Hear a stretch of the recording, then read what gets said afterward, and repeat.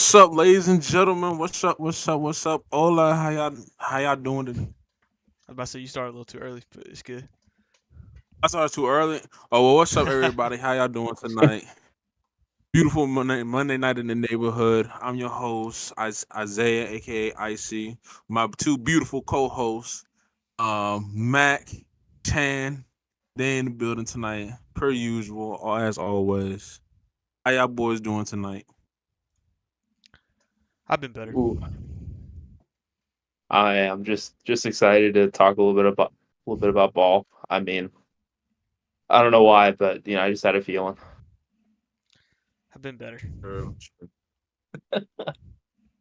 It's been if you tuned in to our past podcast stream on Friday, we did a watch party for the Pac-12 championship game where Washington handled business against Oregon. And over the past 72 hours, it's been kind of crazy. A lot of stuff we gotta talk about. I know there's a lot of people down in Florida that's mad right now, still mad.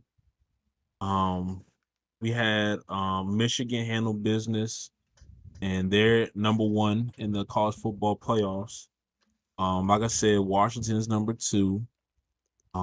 Georgia, they fell down. Sorry, Chan. They fell It's down to okay. Bama. I think about 3 points was 24, 20, it was 27, 20, 24. 27, 24. Yeah, lost by 3. Yeah. Felt like 20. Yeah. Yeah, funny enough, it was the same score as the Iron Bowl, but way different circumstances. Mm. Facts. And then we had FSU beat Louisville in one of the nastiest games I've ever seen. Uh, And it didn't get in. And then They got in that. it didn't get any better the next day with Falcons and Jets, and then Patriots and Chargers. That was Patriots some of and the worst Chargers. football I've ever seen. Football So football was at such a peak for so long, and I guess now it's just in a downward trajectory. Oh my goodness. surprisingly, out of those two games, the Panthers and the Bucks game was the best. Well, out of the three of Mm. our teams that we were before. But Oh I'm man. chilling here at 1-11, so I I ain't can't gonna win a game. Who you going? Wait, who are you drafting in Oh, the first round? nobody. Yeah, bro. Like, y'all got it. Yeah, They're acting like they still have their first round pick. It's pissing me off. And now and they got me slandering my king, Bryce Young. I threw yeah. they almost had to they almost had to send me home from work yesterday after I saw that 4th and 1 interception. Yeah. Oh There's a lot my of crazy goodness. stuff. But Shout out also, in to. other news, Oh, my fault. My fault. college basketball has been off the chain. Purdue lost to Northwestern. Kansas beat UConn. Also, I think North Carolina beat Tennessee. I don't know if I'm missing any other games. North Car- Arizona is ranked North number Carolina one right lost now. to. I know Kentucky lost to UNC Wilmington or something. However you pronounce it. Yeah. Yeah. Oh my god. It's My, been a crazy, crazy 72 hours, man. hey, shout out to JC. He's in the chat. Shout out Snow. There we Yes, go. sir. Yes, sir. Ski. All right, fellas. Let's talk about the committee and this whole fiasco of why FSU didn't get in.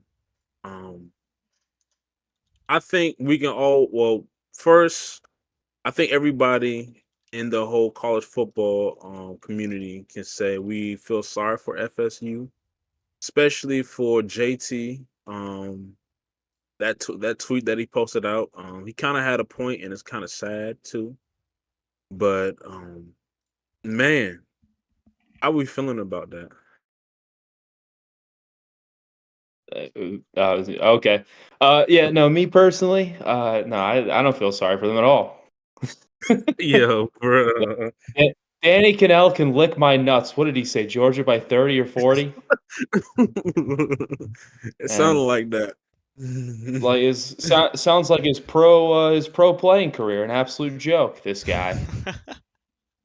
But yeah, no, I don't know. To me, I didn't really think that it. I mean, it was doomsday for the committee because how they set it up was they really expected Oregon to beat Washington. That's why they were at number 6. They kind of had that idea already in there.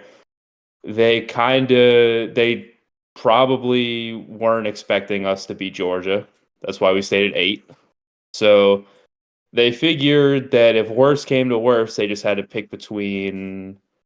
I mean, they would have had Texas in if FSU won, which they did. They would have been in, but I mean, the doomsday scenario happened for them, and I don't know. I think they got it right. Obviously, uh, I know everyone. I know everyone's gonna be upset and claim like SC bias, but hey, man, when you're the best conference and you dominate in college football, you deserve the benefit of the doubt. That's like working at a company for like a certain amount of years, and you're a good employee, and you may stumble a little bit, but you've built up equity to where like you get the benefit of the doubt because you are that good. I know it's not what a lot of people want to hear, especially, you know what? We shouldn't even be talking about Alabama. We should be talking about Michigan. If FSU wants beef with anybody, let's talk about the team that's involved in a cheating scandal that was allowed to stay number 1. Let's let's talk about that before, we talk about the team that beat the back-to-back defending national champions who hadn't lost in 2.5 years and who beat the number 11 team in the country, Ole Miss. And I don't know. It's kind of, not to ramble on too much. It's kind of funny. I said this, I think, like a week ago. The FSU thing this whole situation kind of reminds me of 2017 with UCF. And it played out perfectly yesterday and today, where everybody was like, "Oh, I hope they win in their bowl game and they claim a national championship." I was like, "Well, this looks vaguely familiar to another Florida program." But I'll leave it at that. And Chan. Yeah, so I posted about that, about them being able to claim their championship, and then I saw who they were playing in their bowl game, and it's us. So I can't wait to clamor. That's not really a good word to use, but or maybe a word. I don't know, but to knock that down. That'll be fun. Even though I went to a baseball camp at FSU one time, so I'm a little bit of a fan. So kind of sucks. Got a bunch of FSU friends. A little tough. But yeah. No, as we were saying in that live stream, I, as a Georgia fan, I thought we should get the 4 most deserving teams. But as an unbiased college football fan, I wanted the 4 best teams because it's going to be the 3 best games that we've had. This might be the most balanced 4 we've had ever, honestly. I mean, you've got J.J. McCarthy in Michigan, Michael Penix in Washington, Quinn Ewers in Texas, and Jalen Milroe in Alabama. And that's better than what you could ask for. That's 4 of the top quarterbacks in the country. Don't know who's the worst one out of that 4. Probably Quinn. But man, it is. I'm still not over the loss, but after all these years of losing to Alabama, it's a little easier to take. So, I mean, I see you know. It's Yeah, I know. it sucks. Hey, actually, you know what? If you want to blame anybody, blame Auburn. All they had to do was cover for 1 play. Nah. didn't happen. I'm no, gonna nip that I'm right in blaming the you. bud. I'm blaming you. I'm blaming Georgia. I'm Georgia blaming you. had a shot at I'm Bama blaming too. you. Nah, Hey. nah. Oh I hate that we man. have to point fingers now. Yeah. Whose Oh fault no, it I was. I love it. This is probably the most controversial. Although I think people are disingenuous when they try and compare the Florida State situation to Ohio State back in 2014, because that team, like even before the Big Ten championship, they looked better with Cardell Jones in a quarterback than JT. Oh yeah, well they had That's went fast. out and won their it was either just a regular season game or it was a conference championship game, but they like blew out whoever they played. Oh yeah. Oh, they blew Wisconsin out 59-0. That's what it was. Yeah, I remember because everyone was saying like, "Oh, they have no chance," and then they And just then went out and dominated. and Oh then they yeah, got better. It was like what? yeah, they did. And you know what? Hey, if only if only Cardale put up a stinker, maybe things would be a little different. Yeah, maybe. Maybe. No, actually, wait, maybe Saban wouldn't have tried to have made Blake Sims the hero in the second half, but who knows? Well, he did it. He put in another quarterback at the other time and it worked. So Yeah, that's true. Yeah. I think I got it right now. I've got to pull it up the resume comparison. If you look at Florida State, their strength of record is third. The strength of the schedule is 55th. 55th. And their win loss against the top 25 teams are 3-0. And their best wins is LSU. And this is what the committee is saying. Their best wins is LSU and Louisville. If you look at Bama, their strength of record is fourth. Strength of schedule is fifth. The wins loss against top 25 is 4-1 with that loss to Texas. And their key wins is Ole Miss and UGA, of course. I think, like Chandler said, most deserving Florida State should have been in. But when we're talking about the we're talking about the top four teams right now, Bama should have got in. I thought, me personally, I didn't think Texas was going to get in. I thought they were still going to go with Georgia, but it makes sense to have Georgia at. I thought they put them at 6, I believe. should have been 5. I think, right? It should have been 5. If you're gonna, I if think you're I gonna, thought it should have been 5. yeah, if you're gonna push FSU like out of the playoff, then you got to be real and be like, hey, like Georgia's clearly better. But I mean, they Like did that for drama. Like that was why they did that's it. true. They literally just My, did that for that. Yeah, that's yeah, true.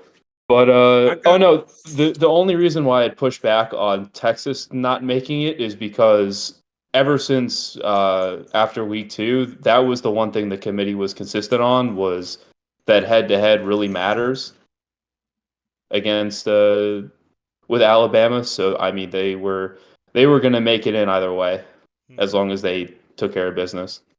Yeah.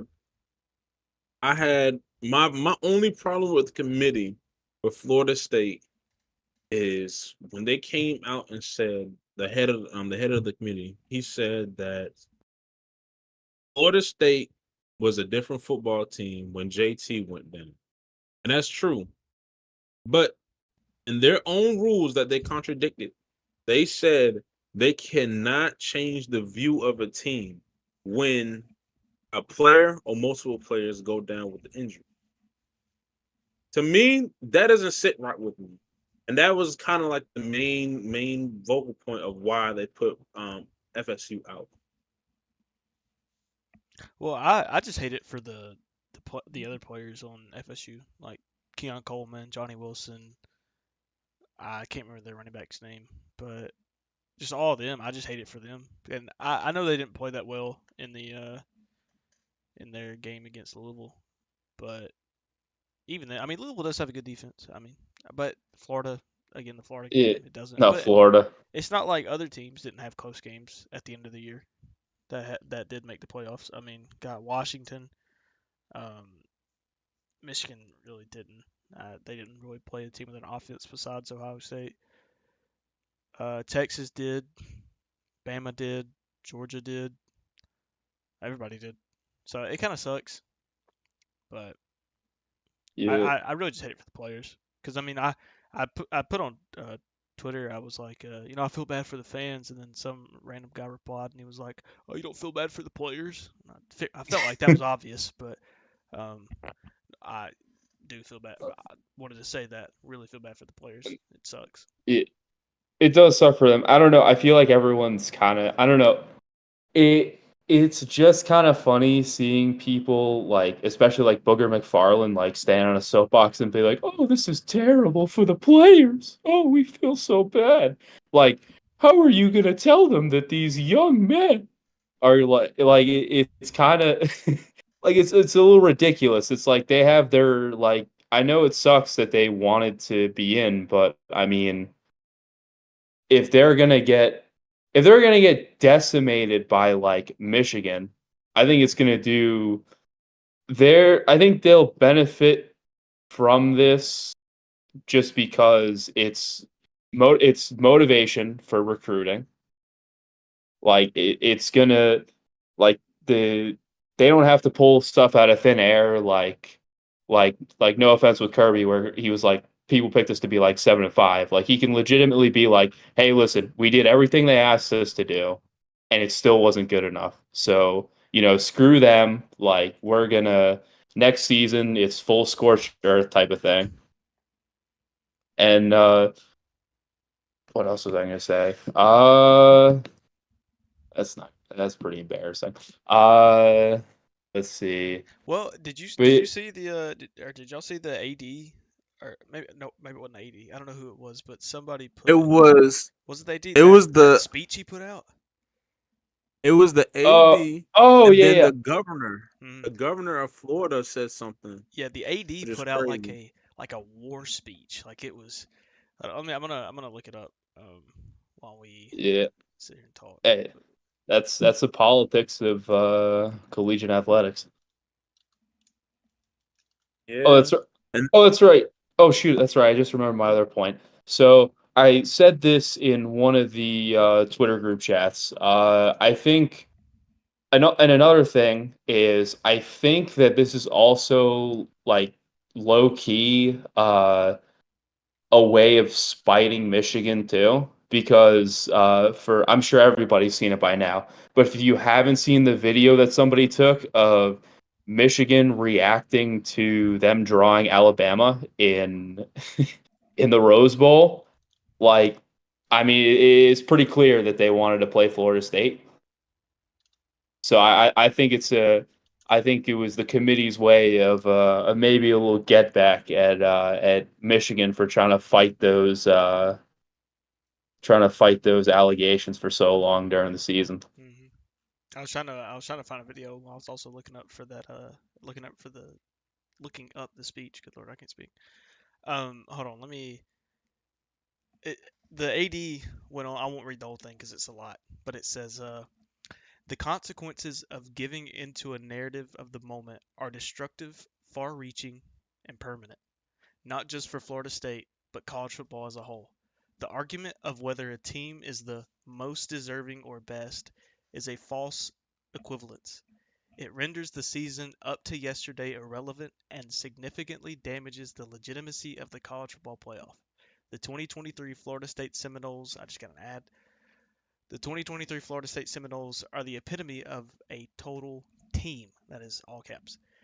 To eliminate them from a chance to compete for a national championship is an unwarranted injustice that shows complete disregard and disrespect for their performance and accomplishments. It is unforgivable. Put him crazy. on the field. Put him at the war speech front. Let him write whatever he wants. Put me on the field. Give me pads. Yeah, it's honestly it's pretty crazy that like I mean I get that they're in the ACC, but like Florida State's been trying to get out of that conference for a while, so it's pretty wild that like they. And I mean, I heard somebody say that at an ACC event, like Florida State basically said like they were too good for the conference, so it's pretty bizarre. Well, I mean I mean it would have generated more money for them, but I think from like a from an ego standpoint, it's kind of weird that like they're they're fighting tooth and nail for a program that's kind of been wanting to get out for a little while now. Well, also, Yeah, it's crazy. what are you saying? My bad. No, I was saying it's crazy. I think we was talking about it a little bit in early the year with all the realignment stuff happening. That Florida State was trying to find another team, maybe Clemson, to get out. And it's crazy because the head of the playoff football committee is a guy from the ACC. He's something like that, Yeah, is it and Boo Corrigan? yeah, and people were saying that the SEC bias is there, but there's only one SEC guy, and that's Kentucky's AD, I believe. But FSU and in general is mad right now. The girls, funny thing, the girls soccer team played in the tournament, and they played against Stanford, and they won 4-1, and they were making a statement. I guess. I guess Ugh, Well, that's a that's man, new what that's ACC what. team. That's what people think. hey, Stanford's Yeah, now an ACC team. that's true. Hey. Although bench players acting like they're starters. No, it's who else is it? It's Stanford. Is it Uh, Cal? Cal's in Cal and then SMU. SMU. Yep. And SMU isn't taking money for like years, like Oh 9 yeah, for years. like five. That's their. I think that's their contract is like 5 years. I They're think only it's making like $5 million a year. I I, think, or it could be they longer. don't have a conference share of the or a share of the conference share. I don't know how to word that, but they don't get it until the next 9 years, which is crazy. Dang. That's a lot of money to miss out on. Yeah. Hey, listen. At least they have a conference. Hey, everyone's heart should be bleeding for like Oregon State right now. Oh no, Like they that got a is. conference. Yeah. Oh, dude. The Pac Oh, two. what conference they The going? Pac two. Oh, that's right. They got the They Pac got the too. Pac two. that There They you got the go. and Pac two. Wazoo don't. Dude, imagine they have a The conference Oregon, no, championship game. Oregon State isn't Oregon State going to Mountain West? Mm-mm. No, they don't have a conference. You know what they could do? They don't have a. No. They could just bring up the Mountain West and make that the Pac-12 or Pac-14 or Pac whatever. They can just slide Oregon into there, or they could just keep the Mountain West name, slide Pac-12 into it, there Pac-2, and then boom, there you go. But that would be like a Yeah, couple here years we down the road. go. Wait a second. 3 days ago, Mountain West announced his football schedule agreement with Oregon State and Washington State. Hmm. Oh, did they? Oh, Yeah, so they'll be playing like a conference schedule with them, but they're not in their conference. It's kind of like how, Oh well, wow. okay, it's not to the degree of what Notre Dame does, but Notre Dame in every other sport is ACC, right? But in football, yep. they're independent. So I guess it's like that. I don't know for sure, but Yeah. I don't know how that's gonna work out because like Notre Dame is like a top for as little as they've accomplished recently. Like they're still like one of the biggest college football brands. mhm. But like it'll be interesting to see that. But If they weren't such a but prestigious college to get into, they would be very good. yeah, they actually cared about spending money on athletics. They just hired what looks like to be somebody that shouldn't be near a school, but Mhm. to be their athletic director. But hey, But enough enough of the FSU talk. Sorry for them. There's always next year, folks. yeah, Um there's always next year, Danny Cannell. Actually you don't know where to find me, but Here's my address. yeah, here's my Come address. see me. Yeah. Yeah. I hope. What was it? Oh, that's right. He said, what was it? He said Georgia -4 was easy money. That was another thing. I said that too, but don't. Yeah. I'm not gonna give you my address. Yeah. I'm trying to crazy. pull the But bowl now games let's up. go to the playoffs. We got number one seed Michigan versus against Alabama. And then we got Washington versus Texas. Um Two early predictions. Who y'all got between Bama and Michigan as of right now? I am gonna lean Bama, but I'm not gonna doubt Michigan. I've heard from Michigan fans so far that that they're gonna overpower Bama and run all over Bama and they can't stop JJ McCarthy and yeah, okay, I thought the same things. Okay, it doesn't work how you think it will. But if Michigan can learn from what Georgia did, because that was a winnable game for Georgia. Like if we don't fumble inside of our own 20, I say that, and then Carson Beck had 3 drop picks, so it's here there. But um, if they can learn from Georgia's mistakes, I could see them winning the game because it's not like they're not talented. They're a top. I mean, they're number one for a reason. Now maybe we think they're overrated, but they can win the game. But at the same time, Nick Saban's on that other sideline, so good luck. No matter what game it is, good luck. I'm gonna pick Alabama. I'm not uber confident in it, but I am gonna rock with the state I'm in. Not gonna. I was about to say the GOAT word, but I'm still petty. So Yeah. Oh man. Mac, who you got? It's on my head, but I'll tell you why. There's the old saying about iron sharpens iron, and I think that that's pretty true in football especially because when you go up against a team that that roster wise technically is better than you, and you beat them versus a team that basically coasted for like the first 2 months of the season, almost three until they played Ohio State. I don't think that they've really been challenged the way that Bama has, and I just think that, and they haven't played a quarterback like Jalen Milroe all season. They facts. haven't played. They have. I mean, Ohio State's pretty close defensively, but I don't think that they necessarily have the secondary that we do. And I'd be a little worried. I guess we have to see in a couple weeks how Kool-Aid's doing with the concussion, but I am very confident in the fact that I forget his first name, but our backup cornerback Amos was able to. I mean, I know Brock Bowers was probably only at about 50 to 60%, but I'll take Brock Bowers at 50 to 60% over Michigan's entire receiving core. Like I'll take Lad McConkey at 40% over whatever wide receivers they have.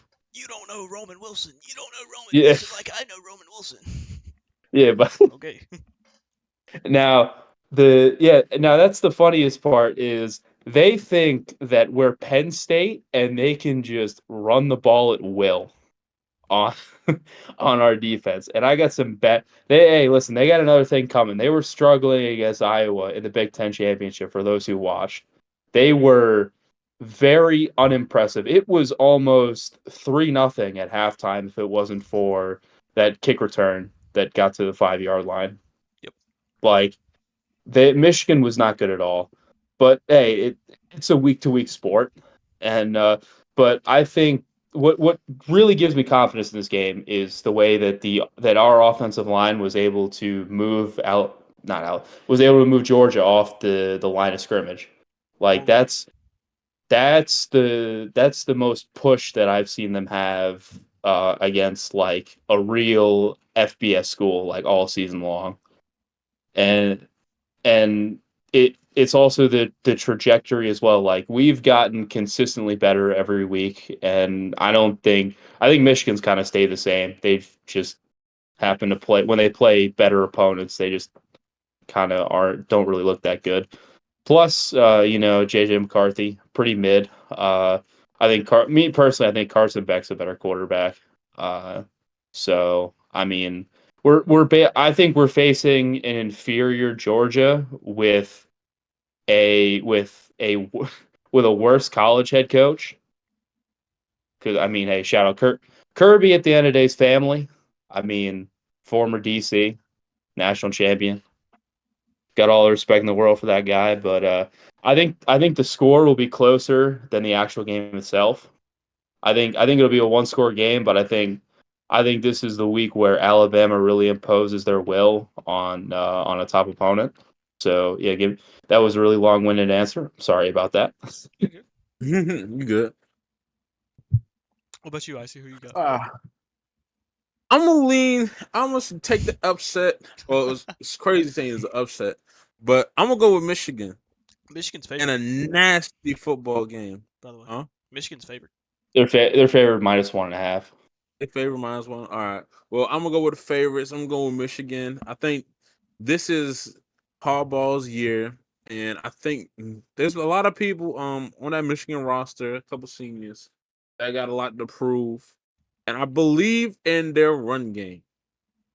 I do. It's going to be some old fashioned football.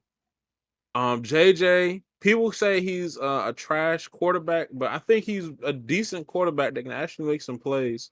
He surprised me in the Ohio State game with a couple throws that he did.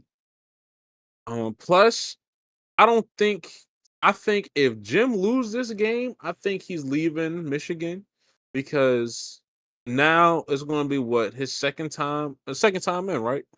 Yep, second time in. Second time in, can't win a playoff game, bro. Third time. Third. I was thinking it's Oh, third. oh, that's right. Yeah, I was yeah, yeah. thinking, Back to back to back Yeah, years. Georgia beat him so bad, I forgot that they were like in the playoff. yeah, he got to win a playoff game. He has to. I don't know how they're going to contain Milrow because I thought Georgia looked at the Auburn tape and they didn't even try to do that shit. They held them down a couple times, but that was just a couple times. Well, But even with that, I don't mean to cut you off, but even with that, I don't think sideline to sideline anybody's like Georgia or Alabama. So good luck. If you can't go sideline yeah, to sideline, like as you said, like we were able to get him sometimes, but he's so quick and he's so strong that like good luck, good luck. Like yeah, 0 to 60, Milrow. incredible. That's what I'm saying. Milrow, like there's a. Let me explain this. And this is how I try to teach how to coach these kids nowadays. You gotta learn how to change speed with your hips. Because when I look at Milrow run, sometimes he reminds me of RG3 because RG3 was a world-class sprinter. And then other times he reminded me of Alvin Kamara. And he's a person that he's fast, but Alvin, like when you look at him run, he glides. And when I see Milrow, he kind of do both almost. He can turn it up and get that world class speed, but when he goes sideline to sideline, it's almost looking like he's just gliding through midair almost. Yeah, Um, he. Oh, sorry, cut you off. He reminds me a lot of like freshman like Jalen Hurts, except he's faster and he's got a stronger arm. yeah, the deep ball, Yep. and I think his deep ball kind of reminds his is it I don't want to say is it tenacity or it's just throwing like the You talking about power the behind it, velocity? the Yeah, velocity. That's a throwing tenacity. velocity. Yeah. Yeah, the throwing velocity, bro. It kind of reminds me of Cam almost because I think the first deep ball that he threw in the Georgia game, um, it was tipped, but even when it came out tipped, like it still had the distance. So he's going to be a handful to guard in general. I don't know when y'all running back. I guessing is he out for the year or is I it don't think just they like need an him. ankle I injury? don't think they need J- him. Jace, Personally, J- love me some Jace McClellan, but I am more than comfortable with Roydell Williams and Jam Miller in the backfield. so Jalen Milrow could just stick the ball out, throw it up himself, catch it, turn around and run, and he'd be all right. Like you don't need to run it back. You'd be all right. Yeah, Put Tyler but Buckner back there. give me give Well, he's me gone. yeah, he's gone. Give me Michigan though. I think it's gonna be a close game, but give me Michigan. How we feel about Washington and Texas? This is the game I'm probably most excited for, just because I preseason I was high on Texas. Still mad they lost to Oklahoma because I wanted to be right about them, but got a lot of love for AD Mitchell. I would love to see. I mean, obviously, I want Mac to be happy to get him a ring, but if I had to pick another team, I want AD Mitchell to get a third ring. He is probably my favorite player not on Georgia. I'm gonna go Texas. I'm gonna reiterate. I don't think there's anybody in the country that can cover a healthy Texas. When you have X and you have Georgia's best receiver, that's your two now. I don't know who can cover that. Which I said that about Georgia, but clearly I was wrong. But I still do believe that about Texas. I don't know many teams besides one that's in the playoffs that can cover Texas. And even then, they've already played. But it would be a lot different this time. Give me Texas. It's kind of hard just because of the Xavier Worthy injury. Like, is he gonna be able to play? Yeah, I just thought about that actually. That if he's out, that would change my pick because he It is so explosive. Yeah, he is. I don't know. The only thing that I'm conflicted about is like Washington's defense actually played pretty well against Oregon. So it complicates things because like I well I think that there's a logical way to explain this, and there's also a bias side because I really want payback with Texas. Uh, but I think I'm gonna go. I still got to go Texas. I just think I'm right there with you. I mean, they felt different before the season started. They're not only are they talented, they're well coached. Like so, I mean, it's Texas. They're gonna troll. Like it's kind of in their DNA at this point. But it's really minuscule compared to what it used to be.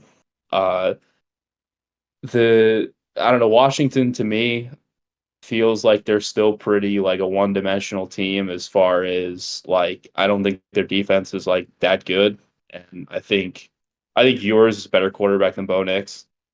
Like despite what the statistics might say, like I think yours is more talented.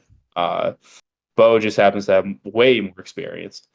Uh, but yeah, I think even with Xavier Worthy out, I think that they have enough explosiveness on offense to be able to score on Washington's defense, and I trust Texas is very talented, especially their talented front four, to be able to put pressure on Penix more than I think he's seen the entire season.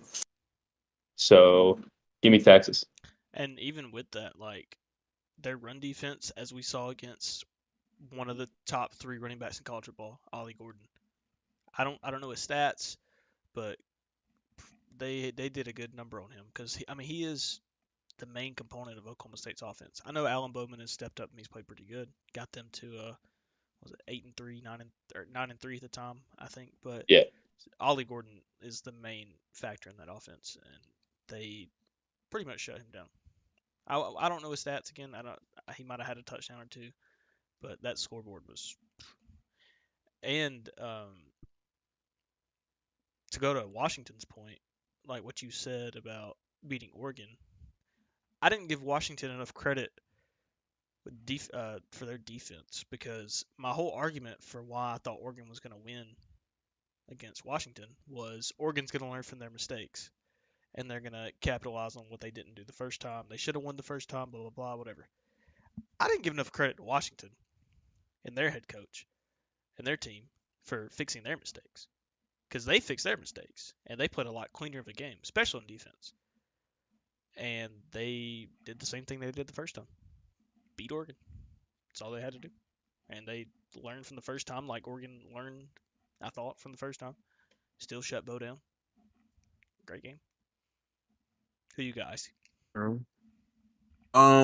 When I look at both of these teams, I feel like it depends what team we're going to get on the same day. I don't know if we're going to get the Texas team that plays down and do dumb mistakes, or we're going to get the Washington team that sometimes on offense, which is their strong suit, kind of looks lost.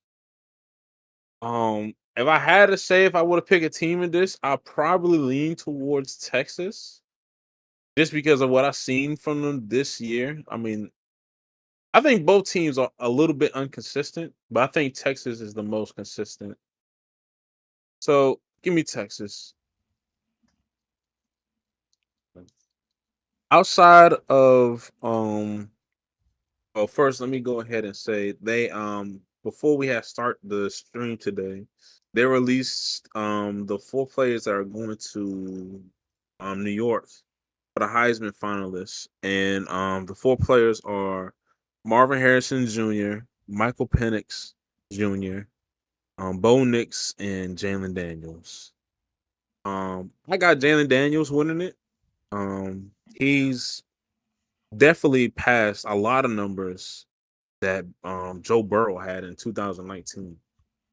But we just talking about offensively. And he probably would have been in the playoffs if they had a better defense. But I mean, the kid is going to be special in the league. I think he got a special talent. Who y'all think is going to take home the Heisman Trophy this year?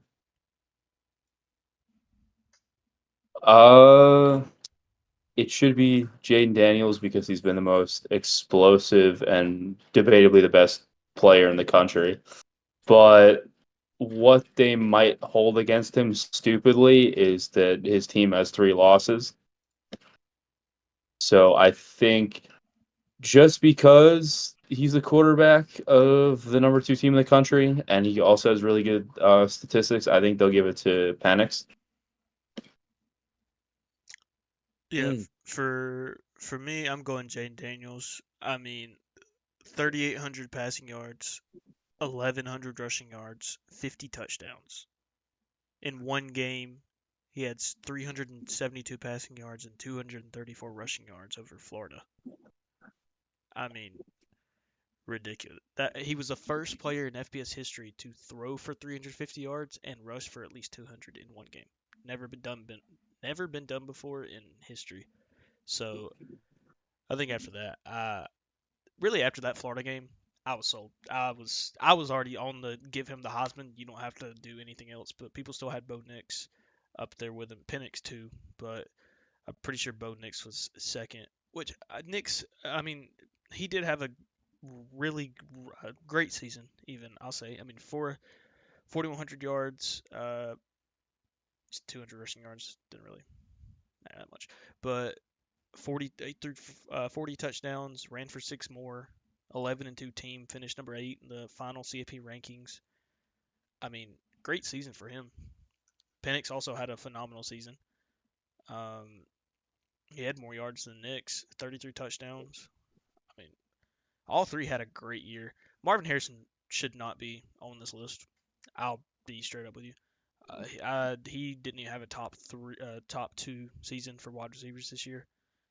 You could possibly argue, well, no, he had the touchdowns, never mind. But Odunze and Malik Neighbors had better seasons than him. I understand that he's flashy and all that, but Malik Neighbors quite literally had a better season than him. And if Marvin Harrison Jr. wins the Biletnikoff Award, that is straight up highway robbery. Yeah. That's what that is. He shouldn't be on this list. But I guess nobody else could have been on this list if you're going off of popularity.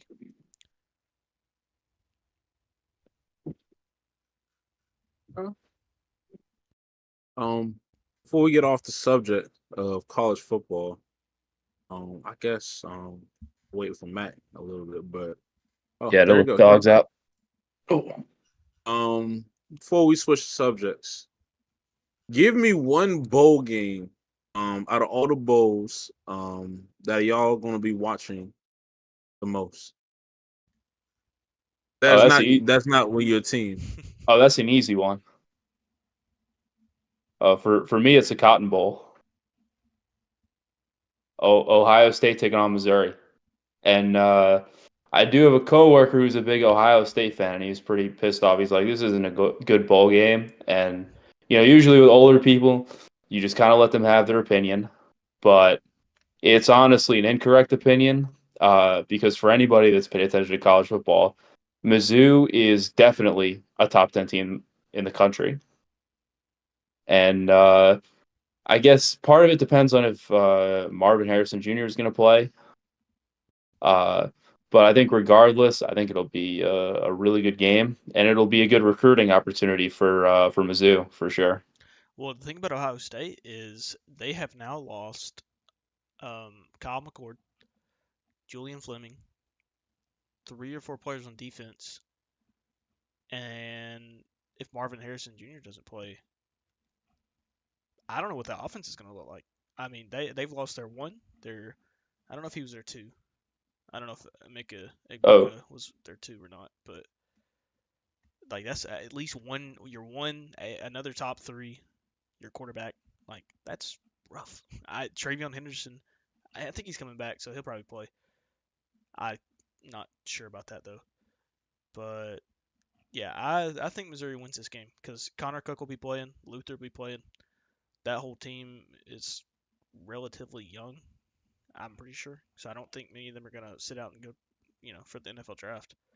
So I'm taking Mizzou in that game, straight up. I mean, they yeah. don't have a quarterback. Ohio State does not have a quarterback. Well, according to Ohio State fans, they never had a quarterback, so Well, I yeah, don't know. I guess they did play a whole season without a quarterback. So shout out to them. If, For me, I'm looking. I have the slate pulled up, and I'm interested to see, you know, Liberty and Oregon, just for the simple fact of I want to see. I do like seeing whenever a group of five plays a power five, just because it tends to end a lot different than people think.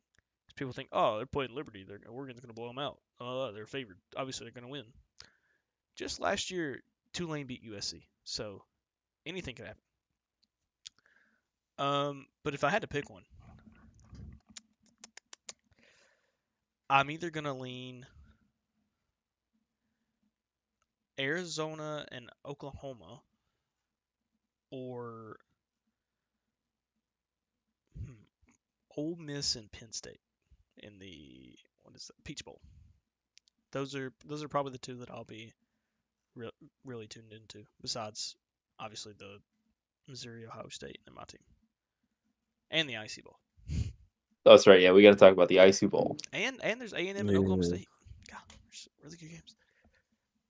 Oh, yeah, that is right. A&M Shoot, do play Oklahoma State. shoot. Even Oklahoma State's playing Notre Dame. Oh, let me shout out to my college, the Jacksonville State Gamecocks. We're playing in the New Orleans Bowl. I don't know why I said it like that, but the New Orleans Bowl against the Louisiana Raging Cajuns. So yeah, go Cox.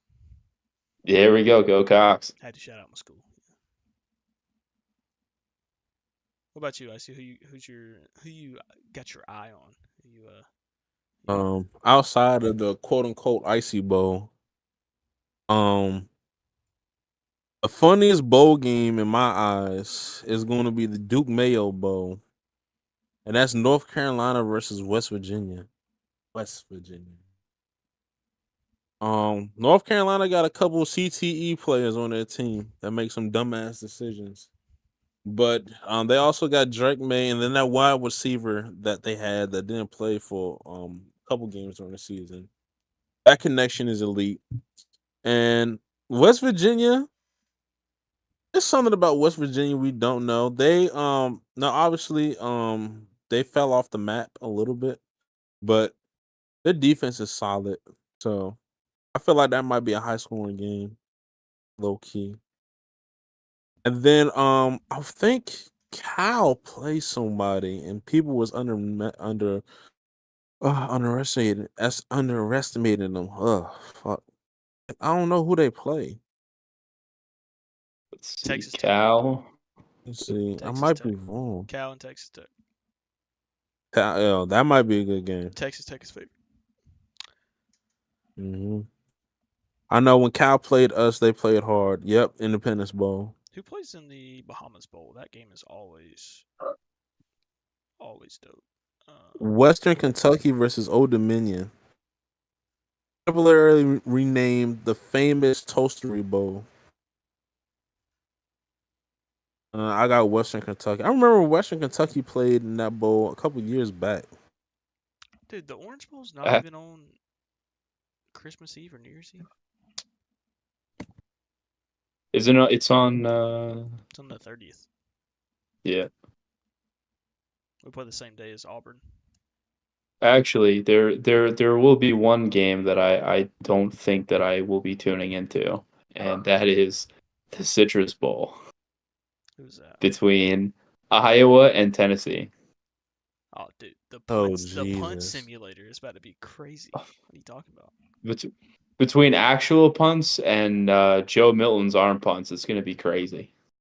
No, I'll give you a bowl game you're not going to tune into, and that is the 68 Ventures Bowl. That is South Alabama versus Eastern Michigan. Ooh. Hey, Ew. those are the best that's the best Alabama school versus the best Michigan school. What are we saying? JSU plays earlier. I don't know what you're Uh, that's talking true. about.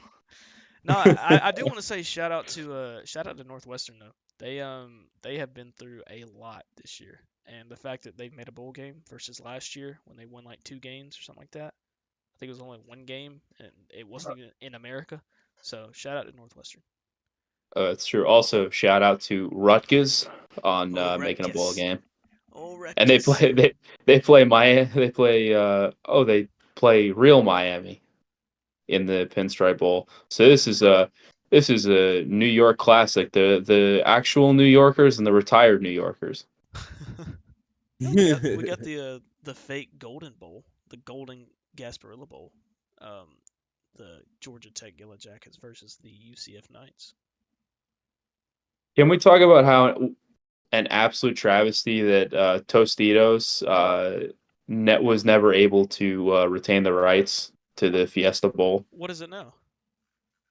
It's the shoot, I forget who the sponsor is now, but the it's not the Tostitos Fiesta Bowl. Verbo. Sadly. Another bowl game I would like to see. Fresno State versus New Mexico State in the New Mexico Bowl. Shout out Al. Shout out Shout Al. out. Hey, listen, if And also Fresno shout State out keeps it Jakey. up, they might be in the playoff. Oh, sorry to cut you off.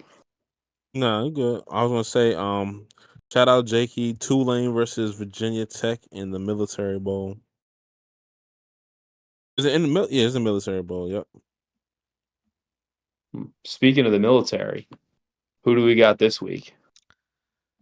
Oh Jesus! They always hype this game up, and I will say this, but it's Army versus Navy, right? The Army versus Navy. Yeah, the jerseys are going to be clean. It's just the The oh game is man, gonna I be gotta fun. watch this. And The it's There's just also game something is going to be poetic. fun. it's also one of these teams. I don't know if they go to bowl games or not, or what the deal is, or I really don't know. But both of them are 5-6. So me personally, I'm rocking with Army, but Yeah. Does Army run the triple option, or is that Navy? I think they finally changed it up. Yeah, both teams are like passing now, which is weird. Yeah, the Army quarterback has 106 pass attempts. The Navy quarterback has 75, which is like a lot more than they used to have. Yeah. Yeah. I gotta roll with the midshipman now. Navy. What's that one SpongeBob episode? Squidward. Squidward said, "Not the Navy." Oh yeah, when when they thought robots had taken over. Yeah. Can you Give play that me one Army. song? Beep boop boop bop boop boop. Oh, Nah, man, you're All right. thinking of. All right. I know what he's gonna say. No, I was gonna say because he was doing he was called into the radio station. He goes, hey man, can you play that song that goes boop bop bop bop beep? And he goes, nah man, you're thinking of beep beep beep boop bop. Nice. All right. Well, that's enough about college football. Let's run down what's going on in the other beautiful sports world. Which one y'all want to do first? NFL or I say we do. NBA? I say we do NFL first. Yeah. NFL. All right. Um. Well, last night. Well, yesterday in general. There's a couple blowout games. The biggest blowout game was the Eagles versus the 49ers. 49ers came in. They definitely stood on business and handled business. Um, Credit to the Eagles. They stood in the paint. They took that L.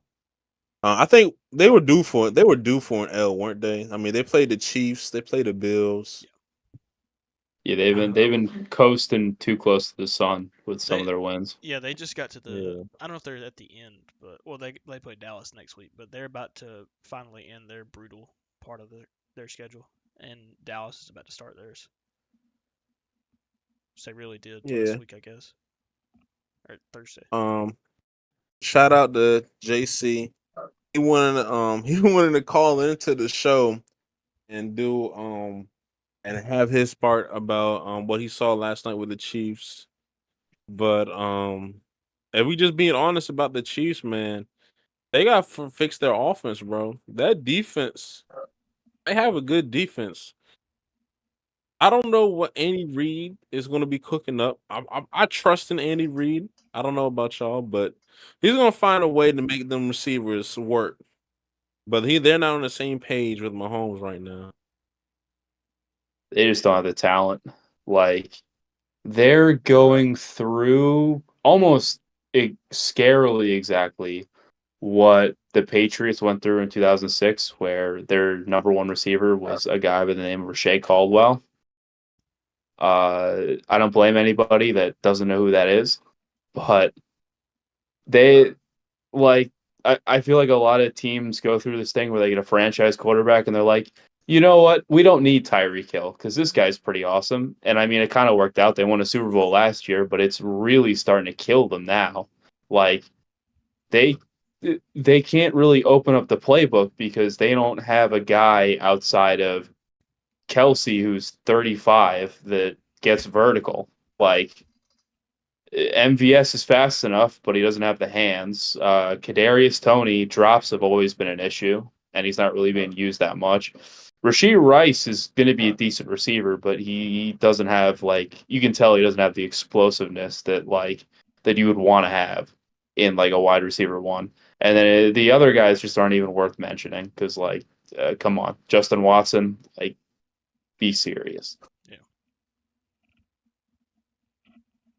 Facts.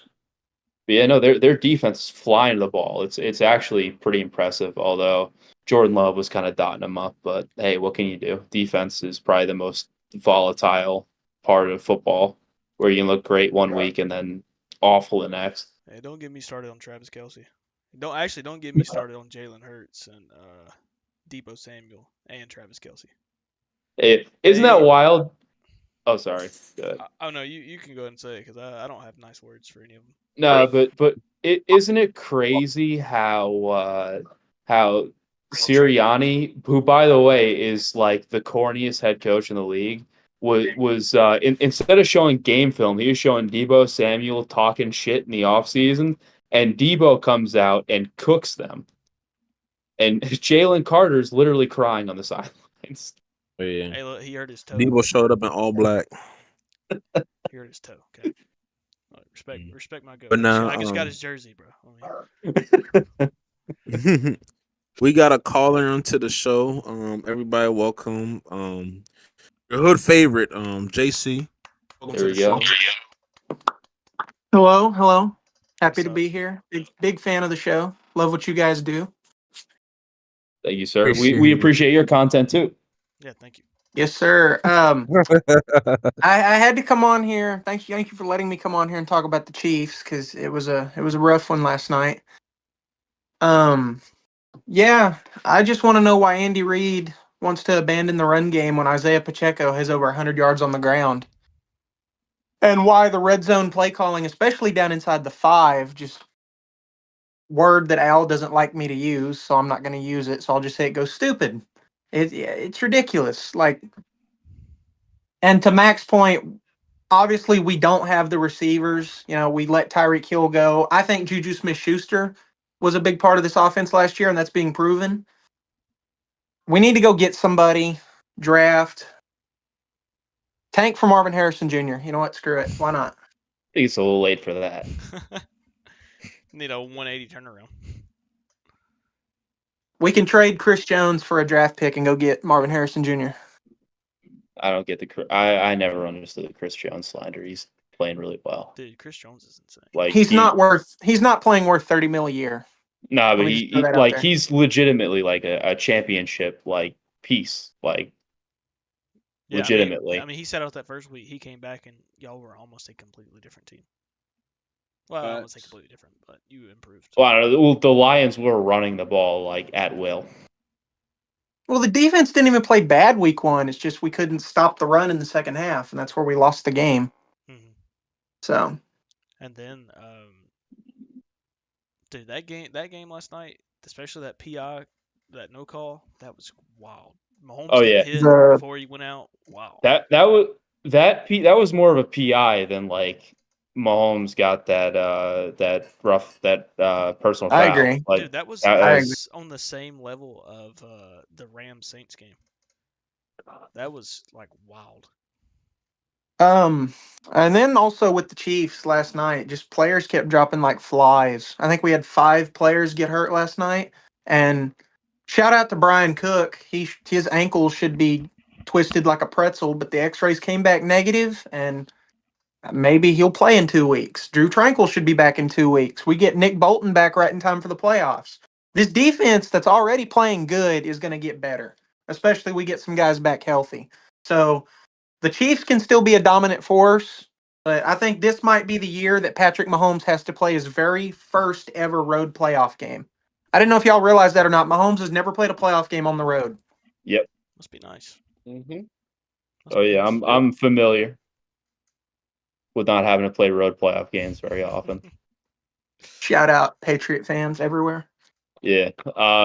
No, I don't get why, like, I don't know. Maybe it's just because like Mahomes is just that good. I just don't understand at the trade deadline. Like, you had like the Chiefs definitely had a need for at least one wide receiver.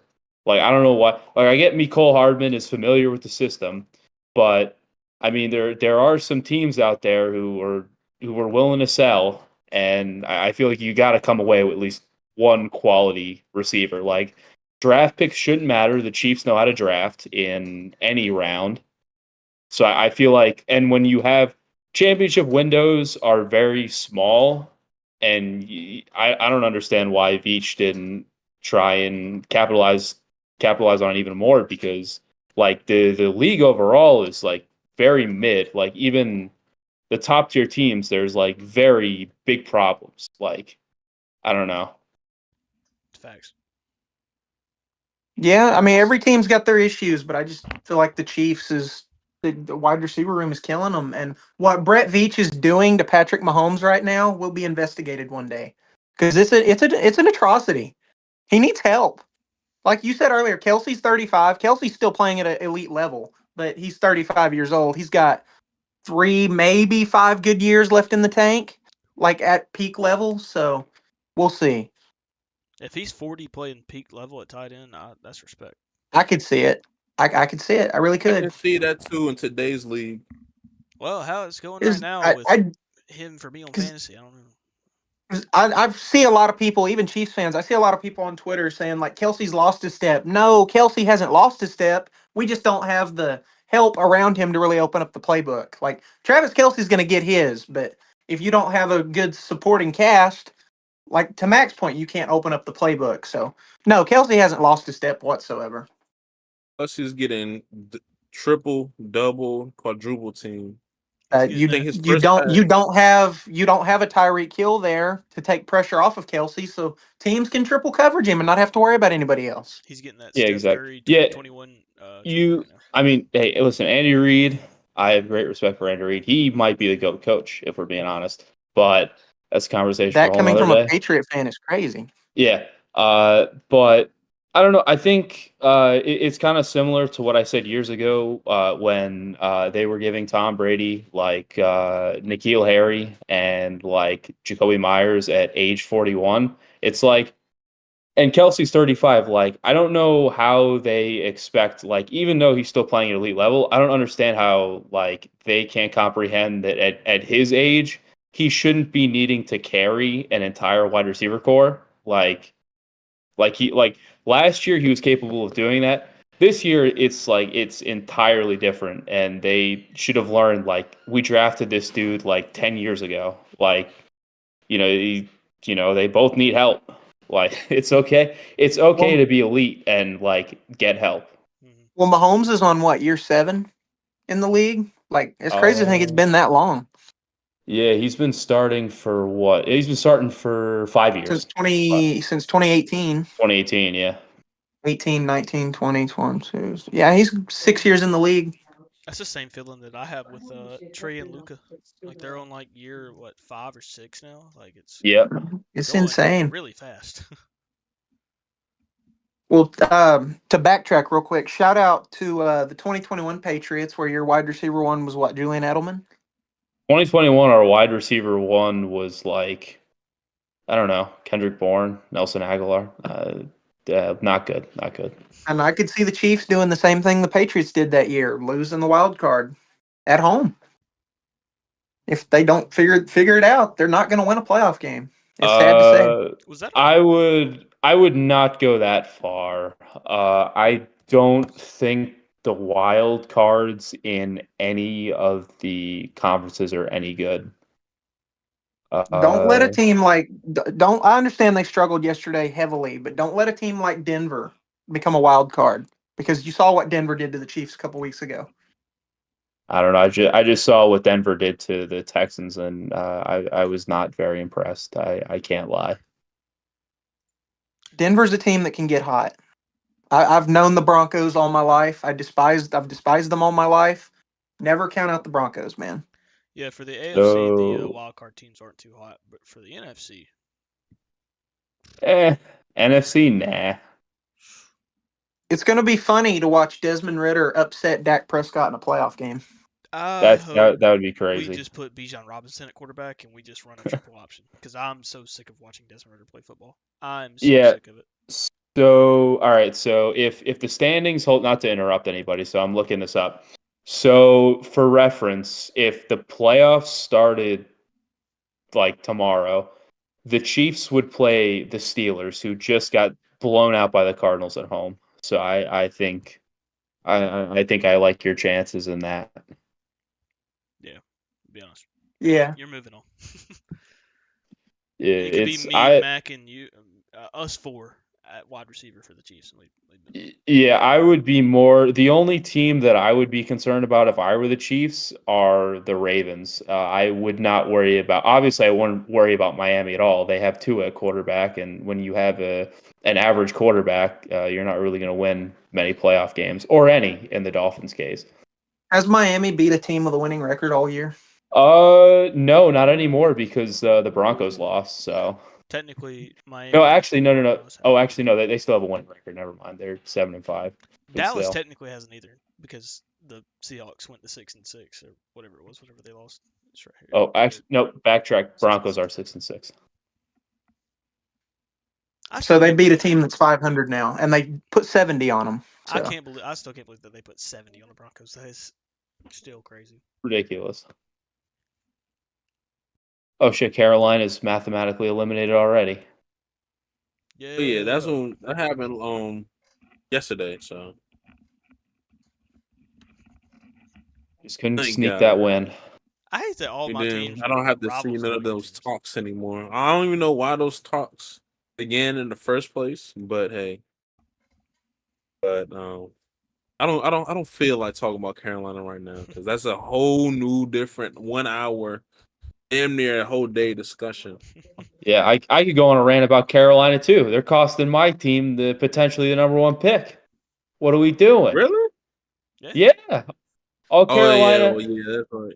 All Carolina has to do is win one game, and we're the number 1 pick. I hate that. I hate that you're a Panthers fan, because I'm a Falcons fan. So I don't really want to celebrate them missing out on the playoffs, but yeah. Hey, I used to grow up. I didn't know back when I didn't know football like that. I had a Mike Vick jersey. I used to watch Atlanta games all the time, but I still used to watch Carolina games too, just because I like the sky blue. That's when I was a fucking toddler type shit. But Hmm. yeah. JC, thank you for coming in and talk to us about the Chiefs. Absolutely. Thanks Um, for having me. no problem, man. Much love, much love. Y'all be safe. You too. Everybody follow me on Twitter, jconnor35, if you wanna hear more Shameless Chiefs plug. talk from just me. Shameless plug. My Facts. tweets during it, my live tweets during a Chiefs game get crazy. Come follow Oh along. yeah, Oh yeah, most you should see him during baseball season too. definitely. Yankees are trading for Juan Soto. That's my closing thoughts. All right, buddy. Thank you for coming on. Yes, sir. Y'all be good. You too. You too. Yeah. Transformer. Translate. I said transforming. Jesus.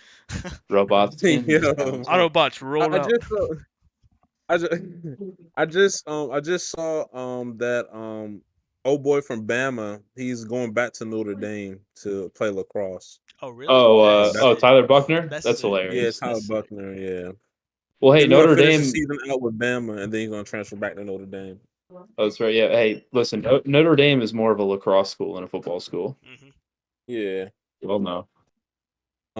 But transferring gears, go talk about the NBA for a little bit. Right now, the in-season tournament is going on right now. Right now, Boston is playing the Pacers, Hmm. and the score is, if they can show it, 63-60 in the third quarter. Yeah, The I've next had it game up on on is the going to be stream the the whole time.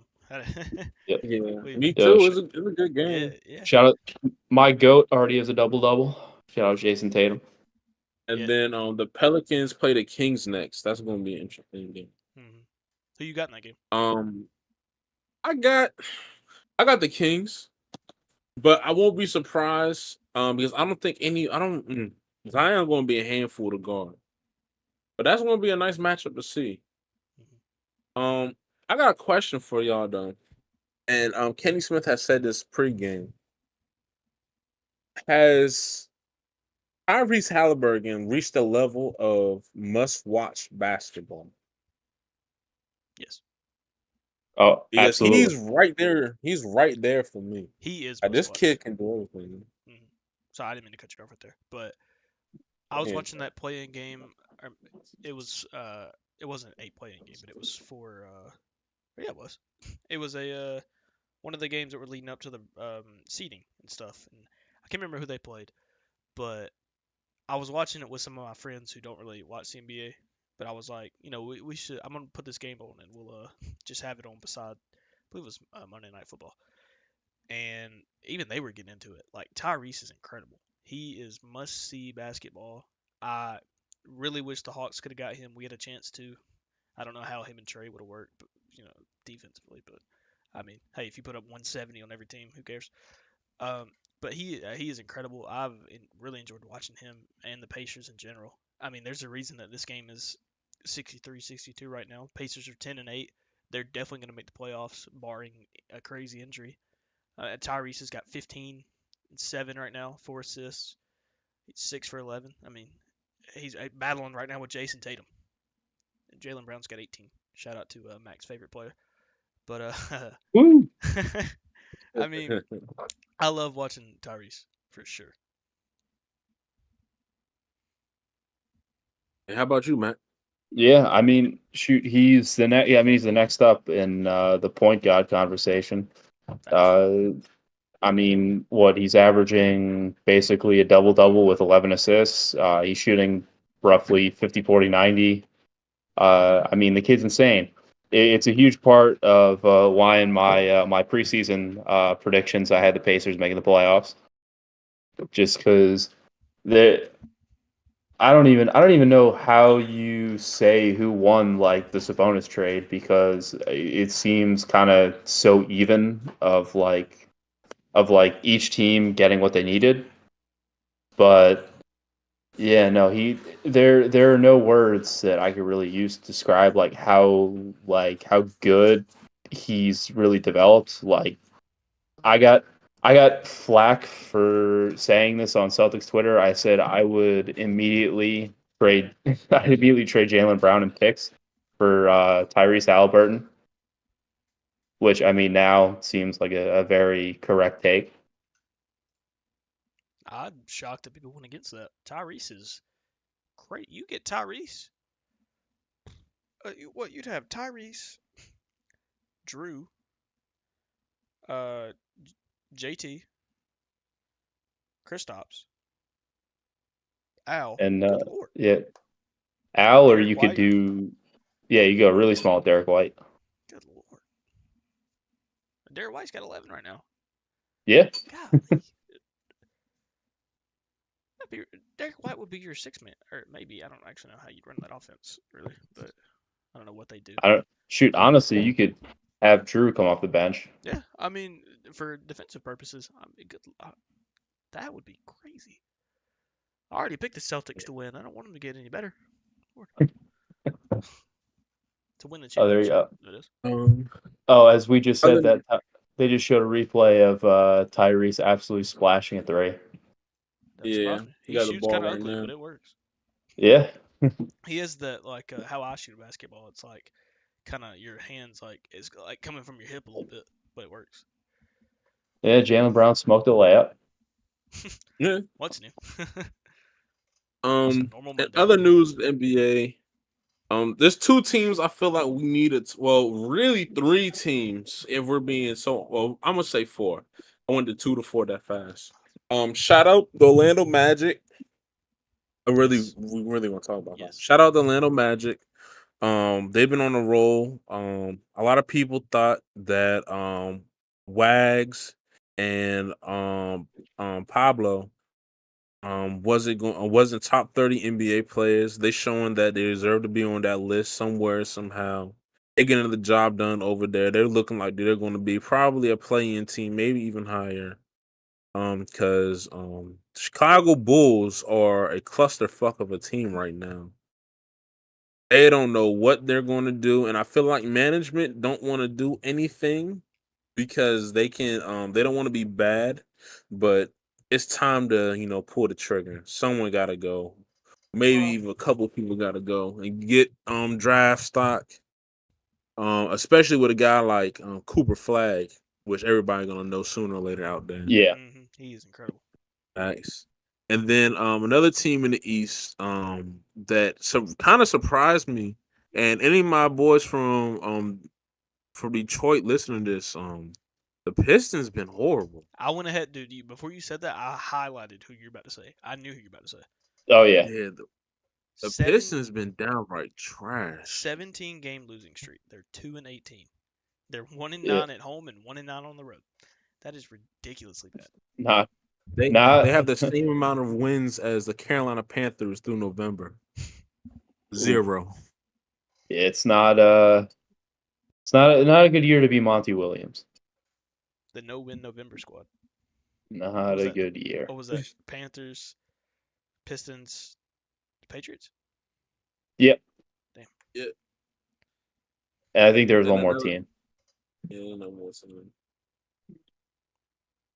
Arizona? No, it wasn't Arizona. No, not Jets? Arizona. Oh, actually, was it Arizona? No, because Arizona. I know Arizona won recently. Yeah. I don't know. But yeah, Monty, I don't know what to say about him. I mean, he was beef.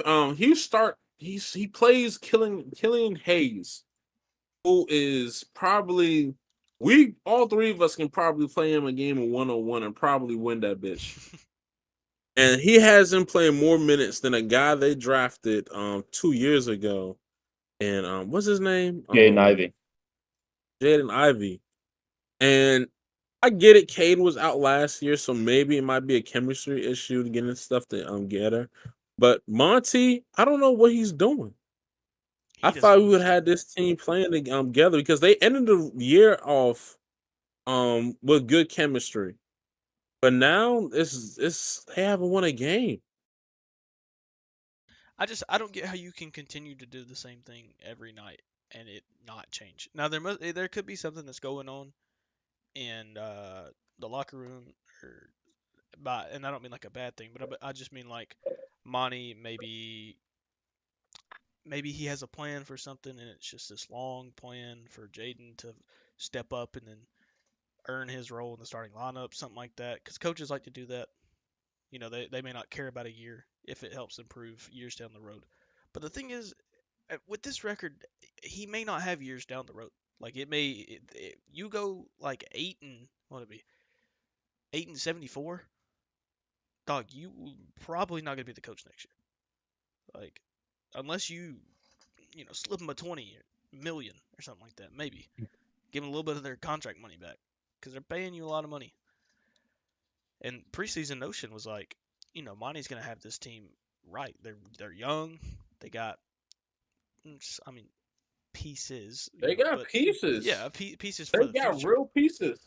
And I know this year was not a win now year, obviously, just the damn Detroit Pistons. But like, I had a lot higher aspirations for this team. Yeah.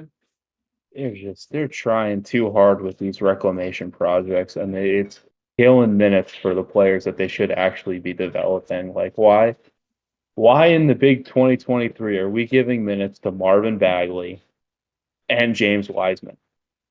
What are we doing here?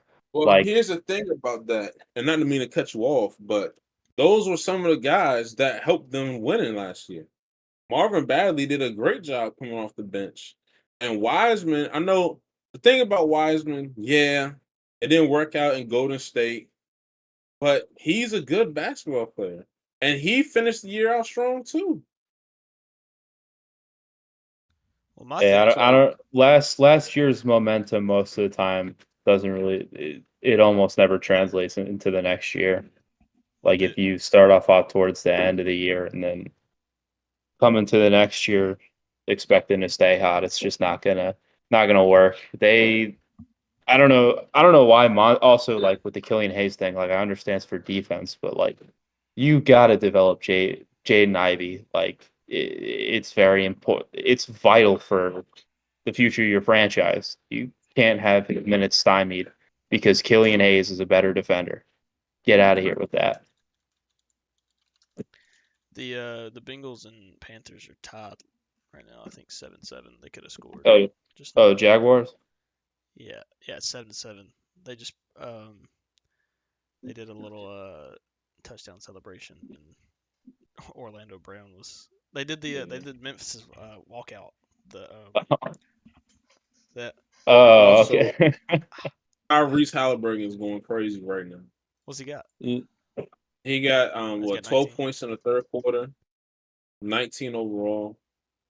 Oh yeah, He just just while we were yelled in talking. Devin White's. Yeah, just while we were talking, he's got 4 points, 3 assists, 3 rebounds. Shit, Lord. Yeah. Amazing. And then the other two teams I want to touch on quickly, briefly. Out in the West, I think we can agree the James Harden trade is looking really nasty. They trying to get it together, but I think people was talking. I've been in Clipper spaces. They saying it's like, yo, we might have to move off of Russ just because of how like it's just not a good fit with Harden. They're talking about trading him to the Spurs. I don't know too much about that, but kind of nasty. And then also, Golden State Warriors. They looking nasty. They looking terrible, horrible. Hora libre. I don't know the Spanish word for it, but stinky. That's what I'd use. Dude, there any team right now that is even or worse than the Hawks record, you kind of stink. And both the Clippers and the Warriors have an even or worse record than the Hawks. And the Hawks are the most mid team of all time. There was a stat where it's like since 1980 or something like that, the Hawks have the most um, neutral record since that point, and it's like 1,770 something to 1,770 something. We're like 4 wins off of being like dead even since 1980. It's ridiculous. I hate how mid this franchise is. Literally the definition of the most mid franchise in the past 40 years. It sucks. It sucks. 'Cause I want to enjoy basketball, and it's not like the Lakers do anything to really help that. Yeah, it's another Yeah. team. Oh man. Yeah, no, I don't know. I never really wanted to say it because it was the Warriors, but this Warriors team was giving me like 2013 Kobe and Dwight vibes. Just a lot of old players just trying to have one last dance, and it wasn't going to end well because they were either going to be hurt or they're going to be washed. So, oof, just not a good look. Yeah, it's tough to be D'Lo right now. I mean, dude, he is so inconsistent. Like he had that one game, I think it was against the Pistons. He went crazy. Next game, like, bro, I just have like 3 consistent games. Also, Oh yeah, did you? Never mind. yeah. D'Angelo Russell and the other D'Lo. I was about to say, did you mean D'Lo or D'Lo? Yeah, Because I thought about it, I D'Lo. was like, what? Yeah, yeah, because Jordan Poole also stinks very badly. Shocker. Yeah. What play y'all running? You on the team? I don't matter. What y'all doing? Yeah. I mean, nobody enjoys the Wizards' downfall more than me. Do apologize, but I hate the Wizards. So being a Hawks fan, they beat us in the playoffs a couple times, and Paul Pierce being annoying, hitting that game winner. I called game. What was that? I I called called game. game. Did you call bang? You I called called back. game. Yeah, well, we called series. That Asshole. was funny. Oh yeah, no, and then the Wizards can be kind of annoying when they're decent because I don't know. There was I remember when the Celtics beat them in a 7-game series. I don't know if this is good to say on here, but Mia Khalifa, who's from the area, made a bet with a Celtics fan, and she showed up wearing a Celtics jersey, which was hilarious. DMV legend Mia Khalifa, Yeah, Blake High School legend. like high school. Oh, what a great Government state. information's crazy. Yeah. But yeah, Um. Shout out to That's the all. Timberwolves. Shout out to the Timberwolves. Oh yeah, For the sure. Timberwolves been hooping. And the Thunder. Defensively, I know nobody really wants to see them right now. They've been kind of scary. Shout out to Rudy Gobert. I usually give Rudy Gobert so much shit, but it's looking like he got better at actually playing defense, which is crazy. Well, he's not asked to 'Cause he be done- he's not asked to guard on the perimeter anymore. I haven't watched him eat Timberwolves basketball, but I mean that was the reason that they attacked him.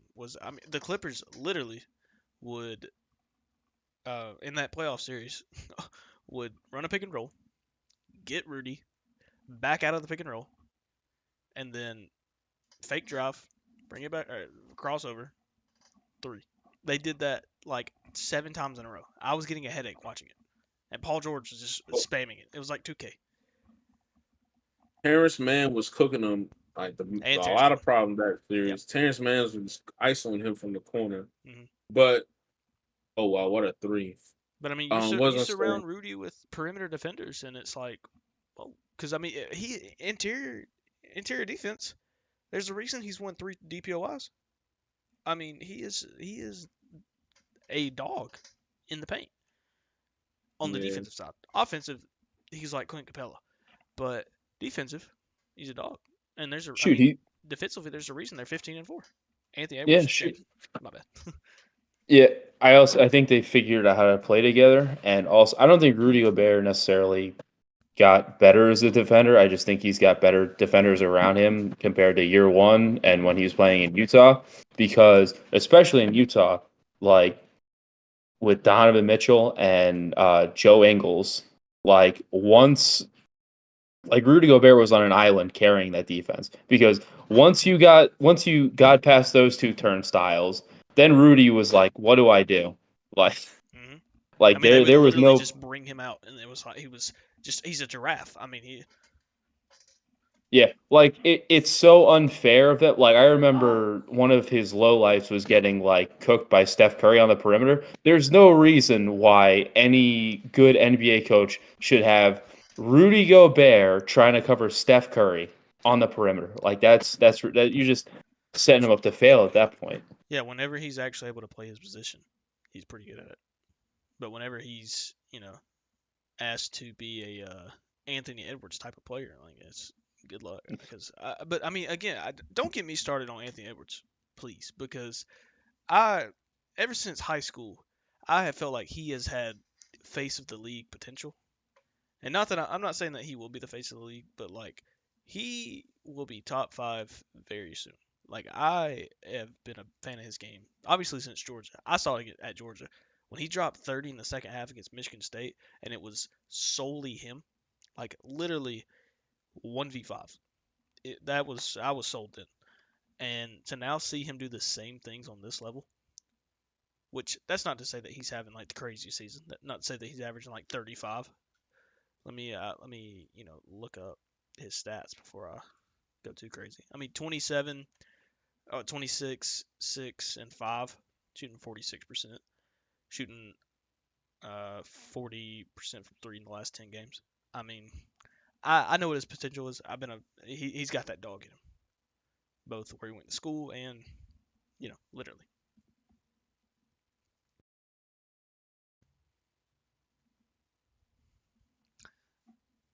But Yeah.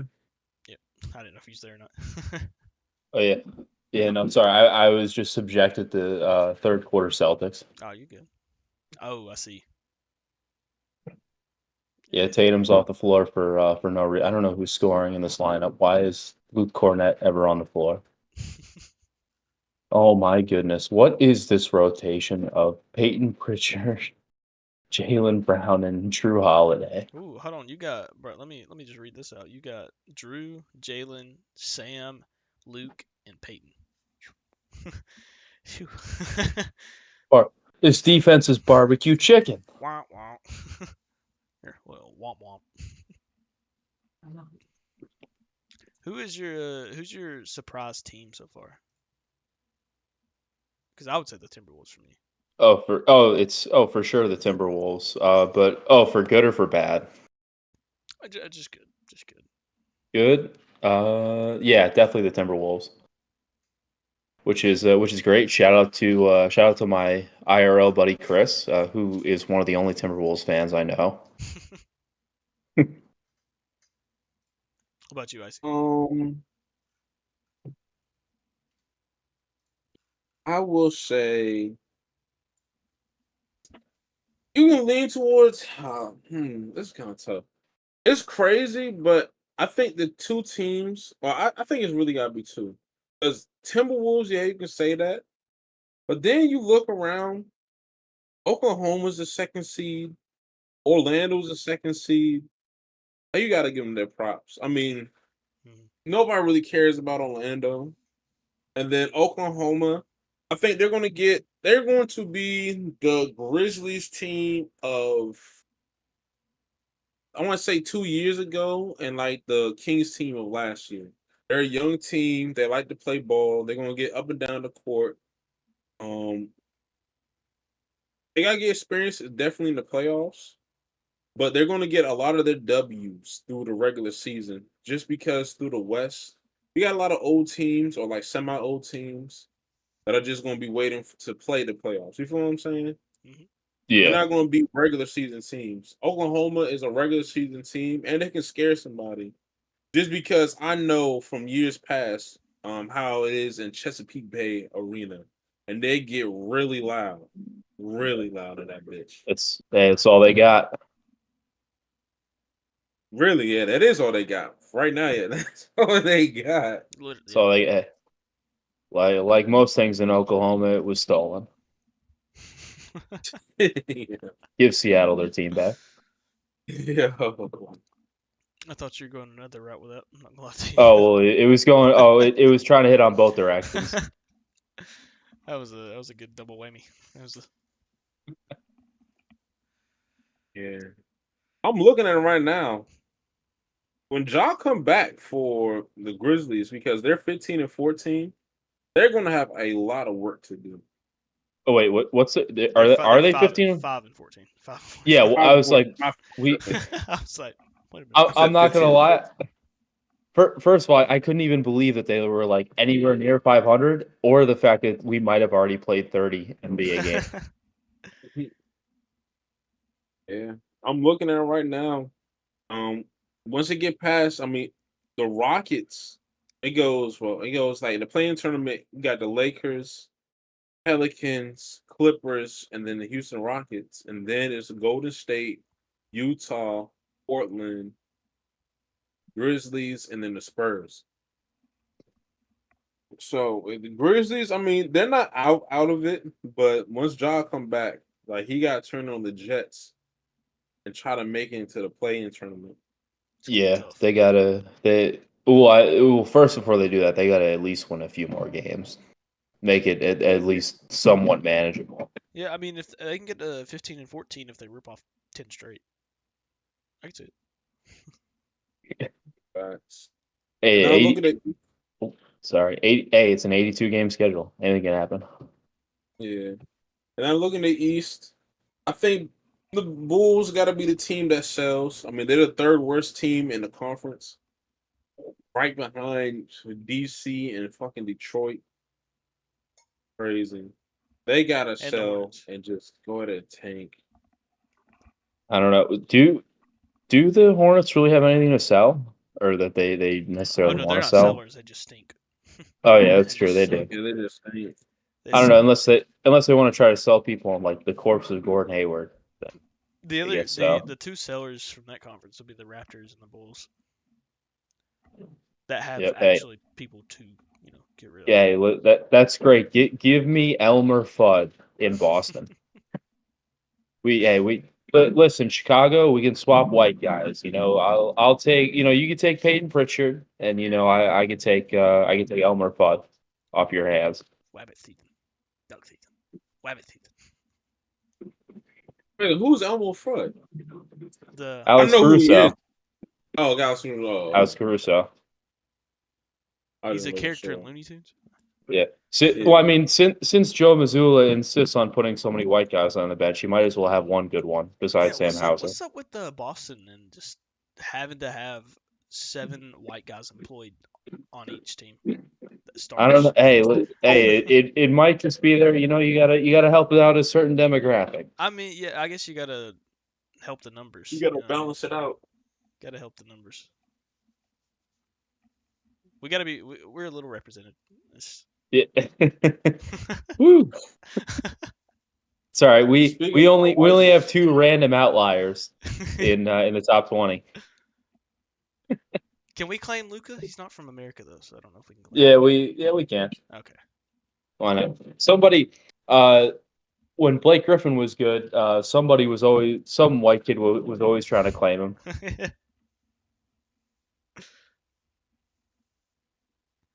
Well, I have a topic to talk about if we're done with the NBA. Sure. All right. for WNBA, Huh? You said wait, you say WNBA or done with the NBA?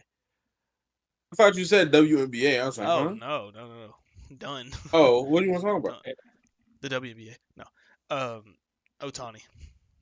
We need Oh, to touch on that. He's also in the. we do thumbnail, need to so. touch on that. Yeah, we do. But I need to know where y'all think he's going, because not that it means that much, but again, it was reported today that the Braves are still in talks with Ohtani. It was also reported by a fan, not really an actual account, but that somebody saw AA Alex Anthopoulos going to Japan to talk to Ohtani. I don't know if that's true or not. It wasn't really by really a source. It was just more of a tweet. But he's big on Braves Twitter, and I don't know if I would do anything, not anything, but a lot of things to get Ohtani in Atlanta. But if I had to make a prediction, I'd probably say he's going to end up in LA. Even though he did unfollow Mookie on Instagram today. So You don't follow who? Mookie. Really? That makes sense. Ohtani and Mookie had similar stats this postseason. Yeah, that's true. Almost had the same amount of hits. Yeah. Yeah. JC said a Yankee. That's kind of stanky. I'm not doing No. Yeah, No. Nah. I don't Nah, think he's dude. gonna go that far out east. that. Well, if he went to the Braves, I mean, He went to the That's pretty east. Yeah, that's pretty east. I don't know. I still can't see. I would like them on the team, but I don't know if he's. I don't know if he's gonna do it. I don't think he is. I know he said before he's a family guy. Won't be close to his family. I still got him either going to Seattle or maybe to the Giants. I had the Dodgers, but I can't see it anymore. I thought the Dodgers, they had got rid. A lot of people left the Dodgers last year, and I thought, all right, they got space to really give him like a big ass contract. But I'm wrong. I don't feel like he want to go in there anymore.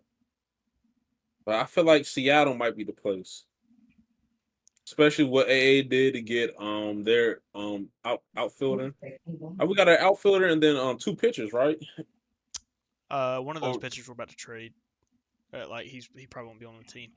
But the thing about the Mariners is they're about to sign, or at least they're the leaders to either sign or trade for Randy Arozarena, and that's also why they traded us Kelnick, or however you pronounce his name, but to clear up their left field position because he'll be playing left field for us, and Arozarena plays left field, so it's all but done that Randy will be in Seattle, which is incredible for them. You got Julio in center, and then Randy to his left. That's a good team, and their pitching staff is incredible. Good team. yeah. I had them in the World Solid. Series last year. I was wrong, but that was my preseason prediction. Yeah, man. Shohei doesn't. I mean, the Dodgers sound like an obvious choice, but I don't know. To me, like Shohei just doesn't seem like the type of guy that would want to be in like the New York or the LA spotlight. Like that's just doesn't really seem to be like his scene. Obviously, I don't know Shohei Ohtani. That would be pretty cool if I did, but I don't. But I don't know, just from like the bits and pieces that you get to see on Instagram or or elsewhere. I don't know. He's pretty low key guy. I know that he wanted most of his meetings to be like in private type of thing, Yeah, and which is why. my bad. Oh, sorry. Go ahead. Oh, no, I was gonna say he said, going off of that, he said that if you or if you leak that we had a meeting, then I will not sign with your team. Yeah. What did he say? What say that again? He said that if you because you know how teams will leak that they had a meeting with somebody, so then it kind of sounds like they're gonna sign them or something like that, and maybe get teams off, off the Oh yeah, not wait I know. list, Yeah, What off the trail. Yeah. yeah, off the trail. Well, he said if you do that, I won't sign with your team. Doesn't matter who you are. So. But that's why I don't believe the reports of like, oh, this team is out. Like winter meetings haven't even started. Like it's a long process, especially for a player of his caliber. Uh, I don't care if it sounds biased. And hey, listen, he's gonna get paid almost $1 billion, like wherever he goes, and for a long term. Like you could fly you could fly your family anywhere with that kind of money. Mm-hmm. I just think that there's, and I say this especially because the first series that he was in Boston, he was posting pictures on his Instagram story like he was a teenage girl. Everything was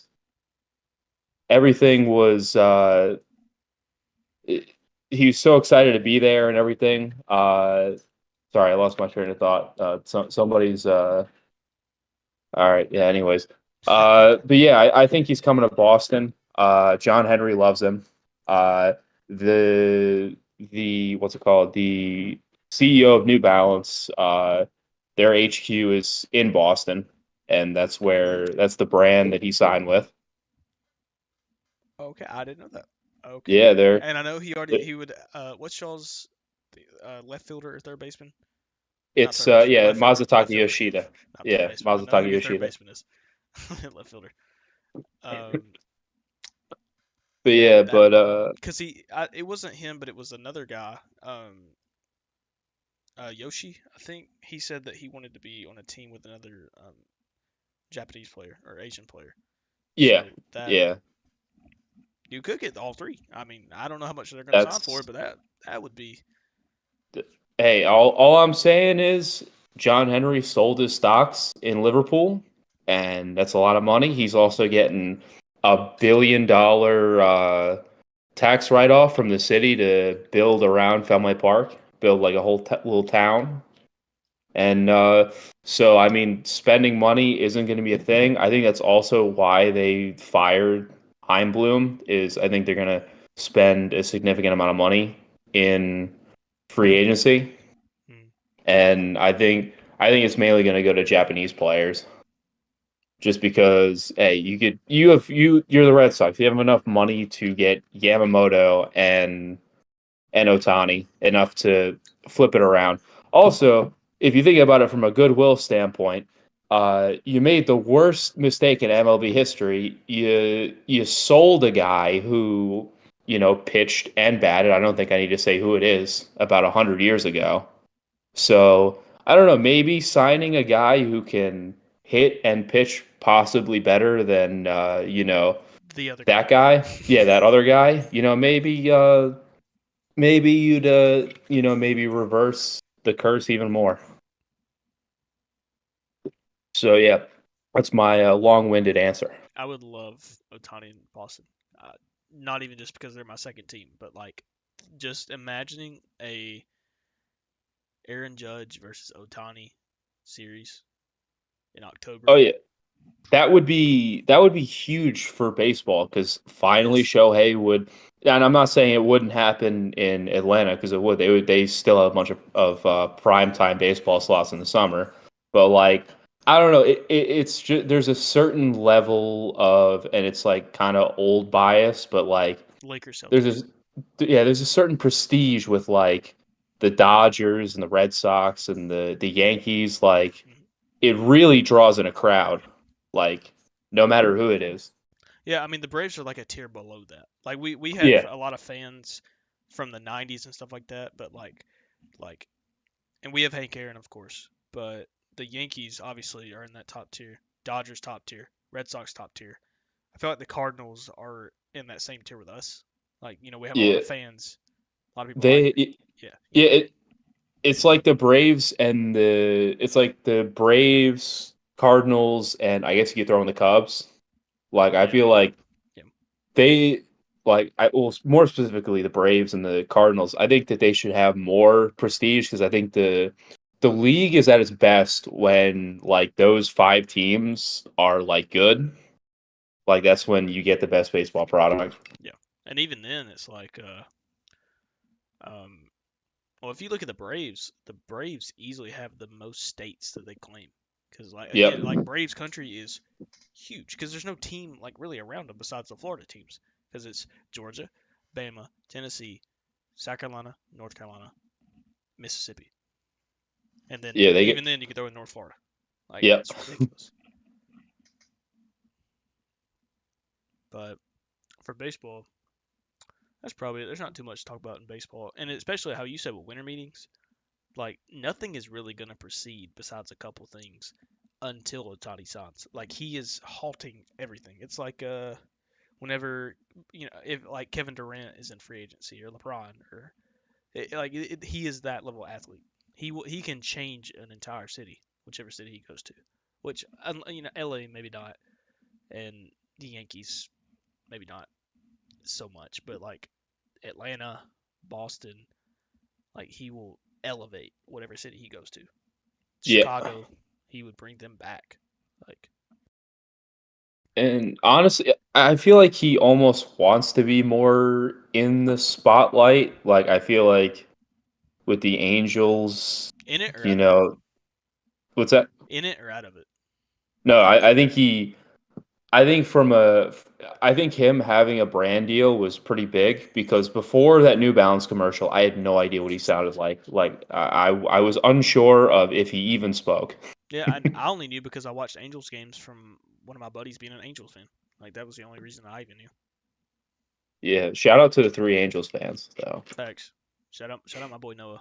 Yeah, He's a trooper. But he also said if Ohtani signed here, he would be a Braves fan. So, fair enough. which would make sense because we're in Alabama, and I feel bad for him. But he did get to Yeah, go watch that's true. Ohtani this past season in Atlanta. Finally, Finally. he didn't pitch sadly, but Oof. But no, it's yeah, I think he wants to be more in the spotlight just from that brand endorsement deal. But not too much in the spotlight, if that makes any sense. that's about it for baseball. There's not really too much to talk about right now. Yeah. There aren't anything. I mean, nothing's happening yet. You can't until he signs. Any team is not really gonna do much unless we traded for Dylan Cease and just gave up on the Ohtani stuff. Maybe. Maybe. Wouldn't be mad. But did we hit everything? I think we did. That was college football, NFL, NBA, a little bit of the MLB. Yeah, we got everything. We got Yep. Pacers Celtics right now, 94-91, 6:53 left in the fourth. Let's Tyrese has 19, Miles Turner has 17, even Ben Mathurin has 16. Tatum's got 23, JB 20, Derek White 18. Is Kristaps hurt? Yeah, Kristaps is hurt, but Okay. he only had a calf strain, so he'll be back this week. That's good. And it's 14-14 in the Monday Night Football game between the Jags and the Bengals. I forgot that was on. That's why, hey, that's why the Jags are an unserious team. And my boy Travis, let's go. Fantasy running back. Yep. Shout out Ole Miss Oh. legend Evan Ingram. But anything else? Because that's it. That's all I got. Yep, that's it. You got anything? All right. I don't got nothing. Next week, well, no, this weekend, I'm gonna say we got Army versus Navy. I'm assuming Saturdays are gonna be now run. Oh, they still got bowl games, but now we're gonna go into more middle NBA season. They're gonna start having NBA games on Saturday nights now, primetime games. The media gonna eat that up. Oh yeah. We're gonna love it. We're gonna be in more basketball talks. We're gonna be looking to bring in some more people, just like we did with JC tonight. Try to bring in some callers through the Discord. If you want to be one of those callers, hit us up on Twitter, cheap seats 22, or you can follow us on Twitter too. With our ats are in the bio. But yeah, thank y'all for tuning in tonight with us on this Monday. It's holiday season. Christmas is 21 days away. I just told Mac not too long ago it's about to snow over here where we stay at. Oh, really? So things looking good, you know. Yeah. Yeah. I know Chan, y'all don't get no snow. We get snow about once I or guess twice no. every year. We we had a bad blizzard. That was years ago, but we get snow fairly about at least once every year. Oh, Now, was that huh? was that the you talking about you talking about Bama or Georgia? Because I was thinking about Georgia. yeah, because I was thinking about that where it snowed for the first time in a while. It was only like an inch or two, and like they had to shut down the city. Yeah, that happens literally every year. Like you'll turn on the news and the interstate will just be wham, and nobody can move because nobody's cars are prepared for snow. Nobody. Now Texas is even worse. I mean, they get snow like once every 10 years now, and whenever it happens, they're like, "Oh, we're gonna die! We're gonna die!" It's like being in England when it's hot. Like now it's hot, and none of them have AC, so it's like, "Oh God, help!" And they cool down with a drink at the pub. Yeah, or a nasty Yeah, most unsweetened definitely. tea. Ugh. Oof. Oh yeah, shout out But yeah, GTA thank you. 6. Oh yeah, Yeah, it's shout coming out to out. Leaker. Yeah, it's coming out in 2025. Shout out the person that leaked it. I hope you're still alive. You lived a great life. Let's Yeah. go Yeah, to the you East, lived a man. great life. Celtics Your should keep the leaker. sacrifice will not be forgotten. 99, 98. But thank y'all for coming out tonight. As always, like, sub to the channel, share. Thank y'all for tuning in. Till next time.